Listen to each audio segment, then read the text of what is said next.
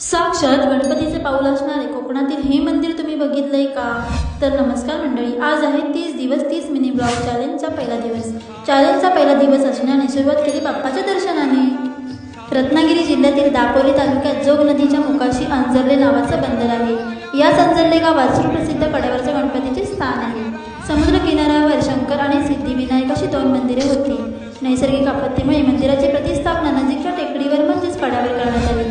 म्हणूनच त्याचे नाव कड्यावरचा गणपती असे पडले. मंदिराचा आकार विस्तीर्ण असून मध्यभागी गणपती व त्या शेजारी शंकराचं सुंदर मंदिर आहे. उजव्या हाताच्या सोंडेची बाप्पाची मूर्ती मंदिराच्या सुंदरतेत अजून भर घालते. गणपती मंदिर समोर सुदर्शन तलाव आहे. गणपतीचे पाऊल बघण्याची वाट मागील बाजूस आहे. याबद्दल अशी आख्यायिका आहे की मंदिर बांधून जेव्हा पूर्ण झाले तेव्हा बाप्पाने पहिले पाऊल याच ठिकाणी ठेवले, दुसरे पाऊल थेट मंदिरात. सात स्वरांनी केली प्रार्थना, गणराया तुम्ही